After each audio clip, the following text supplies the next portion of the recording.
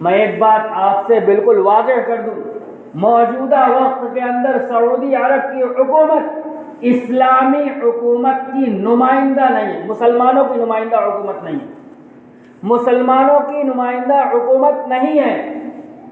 کسی دور کے اندر سعودی عرب کی حکومت رہی ہوگی اسلامی حکومت، جہاں اسلام کا لحاظ کیا جاتا تھا، جہاں اسلامی تعلیمات کا لحاظ کیا جاتا تھا۔ موجودہ وقت کے اندر جو وہاں کے حکمراں ہیں، وہ حکمراں پورے طور پر اسرائیل کی گود کے اندر بیٹھے ہوئے، سارے مذاکرات، ساری چیزیں وہاں ہو رہی ہیں۔ ابھی ہفتے قبل وہاں ایک پروگرام ہوا ہے، آپ لوگوں نے بھی سنا ہوگا، جس کا تصور آج سے پہلے کبھی نہیں تھا۔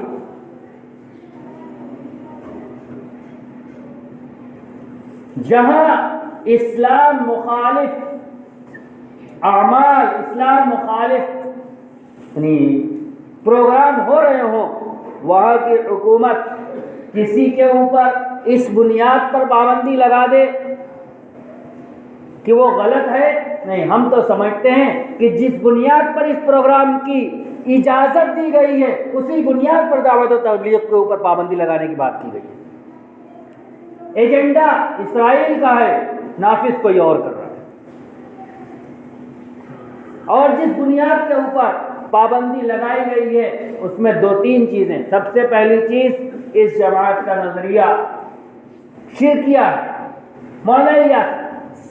لوگ کہتے ہیں کہ ٹویٹر کے اوپر جو ان کا میسج ہے، جو انہوں نے ٹویٹ کیا ہے، اس کے اندر تبلیغی جماعت کا تذکرہ نہیں ہے۔ ہو سکتا ہے، میں نے بھی دیکھا اس میں تبلیغی جماعت کا لفظ نہیں ہے، لیکن جو جمعہ کا خطبہ ہے وہ کیا ہے؟ جمعہ کا خطبہ پورا اسی کے اوپر ہے۔ میں پہلی جو اس کی بنیاد ہے وہ یہ کہ اس دعوت و تبلیغ سے لگے ہوئے جو ان کے اکابر ہیں، ان کا عقیدہ شرکیہ ہے، قبر پرست ہے۔ میں دعوے کے ساتھ کہہ سکتا ہوں کہ میں ایسے 100 نہیں ہزاروں آدمی پیش کر سکتا ہوں جنہوں نے دعوت و تبلیغ کے ساتھ لگنے کے بعد اپنے ان عقیدوں سے توبہ کی ہے جو قبر پرستی کے تھے۔ اور میرا یہ چیلنج ہے پوری دنیا کو، ایک ایسا آدمی پیش کرے جو پہلے توحید کا علمبردار رہا ہو اور اس دعوت کی محنت سے لگنے کے بعد وہ قبر پرست بن گیا۔ کم سے کم آنکھ تو کھولو، سامنے سے دھوکے ہو کے آ رہا ہے، کسی نے کچھ پڑھا دیا، کسی نے کچھ پڑھا دیا، اندھے بہرے ہو۔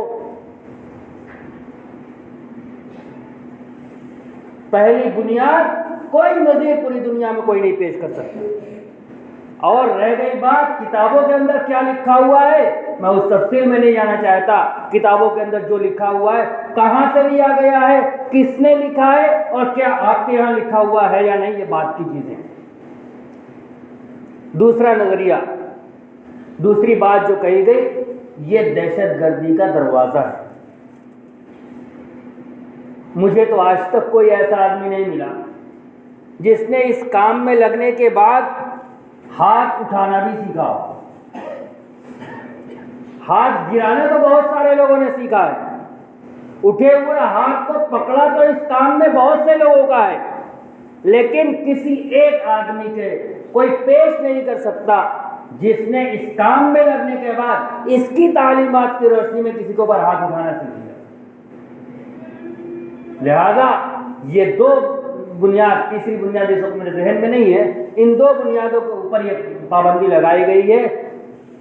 دونوں باتیں سراسر غلط ہیں، لہذا یہ ہماری ذمہ داری ہے کہ ہم اس ملک کے اندر، چونکہ سعودی عرب کی جانب سے جب یہ عمل ہوا ہے تو اب اس کے اثرات پوری دنیا کی حکومتیں اس سے کچھ اخذ کرنے کی کوشش کر رہی ہیں، لہذا ہماری یہ ذمہ داری ہے، ہم یہ پوری بصیرت کے ساتھ کہتے ہیں کہ سعودی عرب کا یہ فیصلہ بالکل انصاف کا قتل ہے۔ حقیقت کے خلاف ہے، جھوٹے پروپیگنڈوں کی وجہ سے کیا گیا ہے۔ ہم اس کو اپنے طور پر اور اپنی یہ جو ہمیں ہدایت کی گئی ہے خصوصاً دارالعلوم دیوبند جمعیت علماء ہند کی طرف سے کہ ہم اپنے ممبر سے اس کا کنڈم کریں گے کہ ہم اس کو صحیح نہیں مانتے اور یہ بالکل حقیقت کے خلاف ہے۔ حقیقت کے خلاف بات جہاں سے بھی آئے وہ کبھی قابل قبول نہیں ہوتی۔ لہذا ہم اپنے اعتبار سے جو ہم نے دیکھا ہے، ہم نہ اس حکومت کو اس قابل سمجھتے ہیں کہ ہم ان کی پیروی کریں۔ اگر حکومت سعودیہ اس لائق ہے کہ اس کے کسی عمل کی وجہ سے کسی چیز کے صحیح اور غلط ہونے کا فیصلہ کیا جائے تو جو کام وہاں آج ہو رہے ہیں، میں اور تفصیل میں نہیں جاتا، نیوم سٹی جو وہاں بن رہی ہے، پورے فحاشی کا اڈا بنایا جا رہا ہے وہاں، اور انہی لوگوں کی سرپرستی کے اندر بنایا جا رہا ہے۔